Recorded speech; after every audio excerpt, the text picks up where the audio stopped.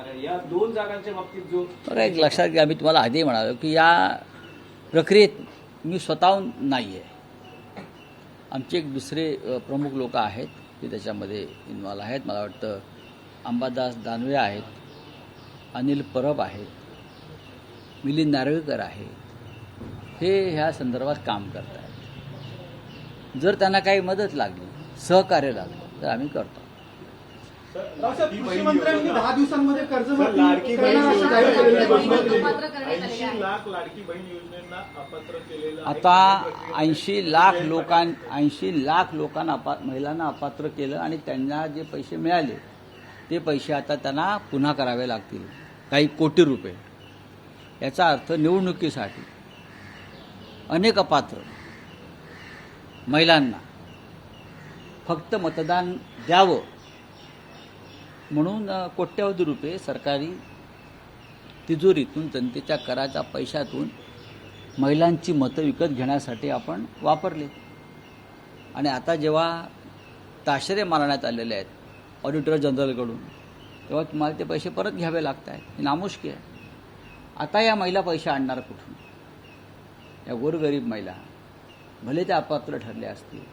मला असं वाटतं की एकनाथ शिंदेचे लाडके भाऊ आहेत आणि देवेंद्र भाऊ आहेत, त्यांनी आमदारांच्या खासदारांच्या फोडाफोडीत जे पैसे खर्च करतात त्यात काटकसर करावी आणि या महिलांच्या वतीनं ती रक्कम तिजोरीत भरावी. कृषी मंत्र्यांनी 10 दिवसांमध्ये शेतकऱ्यांची कर्जमाफी करणार असा 10 दिवसांनी हा प्रश्न मला विचार. प्राजक्त तनपुरे, एकच प्रश्न आहे की प्राजक्त तनपुरे यांच्या पक्ष बदलाचं तुम्हाला कारण काय वाटते? विधान परिषदेची उमेदवारी लालच की साखर हवस. कारखान्यांचं काही राजकारण आहे? माणसाला जेव्हा लढायचं असतं तेव्हा तो सर्वस्व गमावून लढतो विचारासाठी. या सहकारी क्षेत्रातल्या लोकांना कोणत्या विचार नाही, भूमिका नाही. एक विचार एकेकाळी होता जो यशवंतराव चव्हाणांनी दिला या महाराष्ट्राला, वसंतराव दादा पाटलांनी दिला सहकार क्षेत्रामध्ये, माननीय शरद पवार साहेबांनी सुद्धा दिला, पद्मश्री विखे पाटलांनी दिला.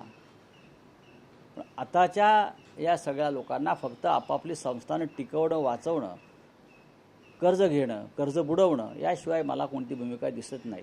नरेंद्र मोदींचा विचार काय? विचार नरेंद्र मोदी ते विवेकानंद आहेत का?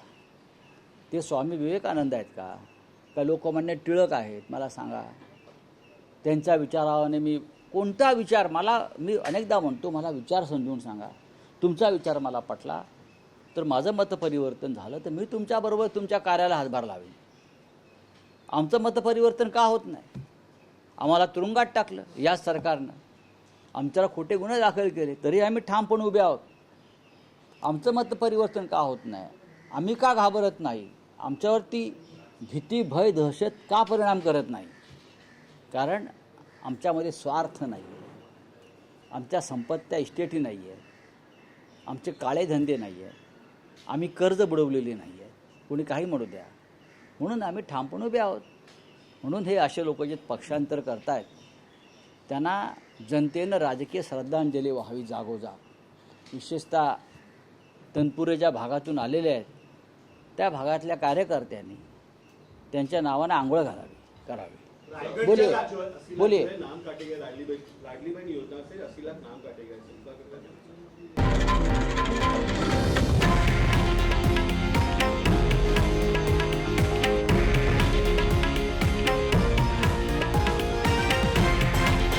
हे आहे देशातील नंबर 1 न्यूज नेटवर्क आणि आपण पाहत आहात TV9 मराठी, एकमेव.